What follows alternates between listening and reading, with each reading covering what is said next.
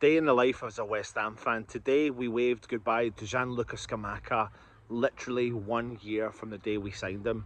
I'm gutted, I'm devastated, I'm actually really gutted about that one, because when he first came and you think about the euphoria around signing him, Italy's number 9, it comes with really good attributes. You know, we got Pedro Obiang on the show, who was his partner, his team partner, his partner in crime at Sassuolo, and he said how good a player he was, needs to be given a chance in the run of a team.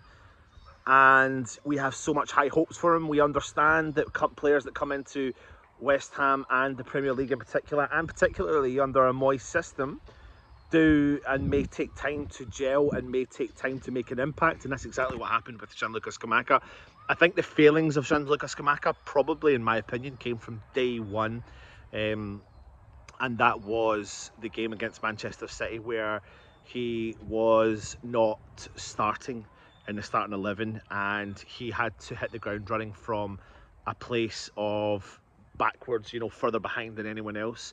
I always talk about it on the channel.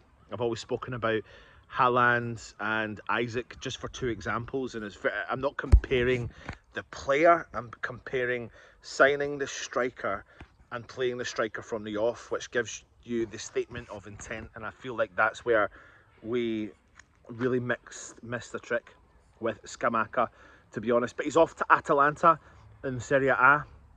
You know, he's not settled in England. He did write a statement out on all of his social feeds, and he's very respectful of the West Ham. He said, you know, some of the if not the best times in his footballing career came at the club, especially by winning the trophy as well, and he's made some friends for life. But for me personally, I'm really devastated about this one. I really am, because I had so much high hopes for us playing in a new style, in a new way, that really would have fitted the style of Scamacca. But you can't help but think that when you've seen him pick up that injury pre-end of season last year, and how much it really impacted him, and how much he looked distant from the squad, and even looked distant from the squad on the day of the parade. He was very clear to see that he felt distant from the situation, and I think we underestimate players that do suffer from homesickness, and not all players are successful in making a trip across the pond, into the Premier League, etc. But that goes in both ways as well. Not every player is successful when they travel abroad into Europe from the English League as well. So wish them all the best.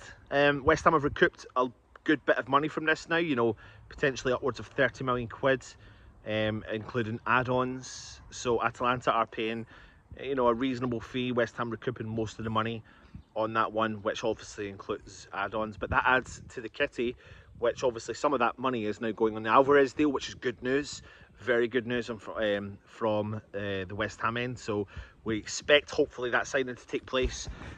Listen, I wouldn't be surprised if the medical was booked for tomorrow.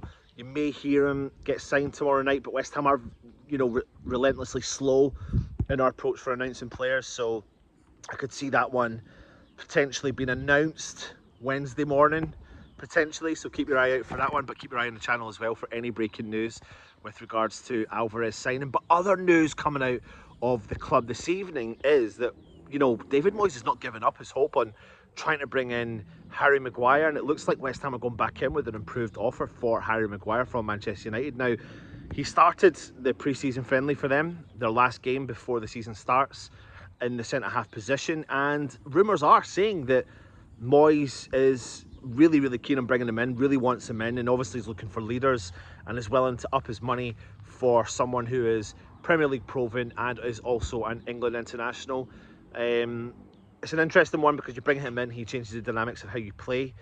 But if you bring him in and you change the dynamics of how we play, and we haven't been doing that in pre-season, this is a reason why we should have been bringing deals in a lot earlier. Intriguing to see what the situation is behind the scenes. This is obviously a Moyes signing. Alvarez is obviously a signing, so maybe there's a kind of keeping the peace agreement in there for all of those players. But the rumour is that we're going to go back in. You know, Manchester United are not necessarily pushing to sell Maguire, but would be open to offers for coming in for the centre-half. If you get a Maguire at Leicester, then it's a no-brainer. My concern is the wages and what agreement we would offer to him. Now listen, I fully expect West Ham not to pay 200 grand a week for Harry Maguire. I think Harry Maguire understands that as well, so I think he's going to come in as one of the highest earners if he does come to the club. But is it a signing that I would want? No. Will I back him? Yes. Do I think there's better options out there? Yes. Who like Jonathan Tah? But I understand to a certain extent having some form of Premier League proven player come in. It's easy for us as fans to turn around and go, you don't need Premier League proven, it's go do the whole European market. I think there's a fine balance between the two. I think it's common sense when you look at both options, and hopefully we can look at bringing in you know, more players now that the Alvarez deal is getting done. Is Harry Maguire going to be the next one? The other rumour is that, listen, Scott McTominay deal's still on. I think David Moyes really fancies him. I rate him, actually really do highly rate him. And I think he really would add value to our squad and bring our squad further up, you know, to up the standards. So, interesting, because then you've got potentially Alvarez, potentially McTominay, Paqueta, Soucek, Downs, all in the midfield, and that's without even mentioning Ward-Prowse, etc, etc. But the ones that's looking likely to be done, and as we know, we've waved goodbye to Gianluca Scamacca, gone to Atalanta, been announced already. He's over there, signed his deal, he's back in the Serie A. He's going to push his way into the Italy setup as well, with the impending Euros coming our way. And then Harry Maguire could still become a West Ham player. There's going to be plenty more of this stuff coming your way, so keep your eye on the channel as well. Leave your comments in the comment section. Let me know your thoughts of what I've just said.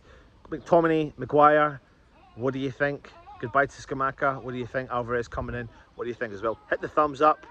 Keep the comments coming on. Hit the subscribe button. Take it easy, and of course, come on you irons.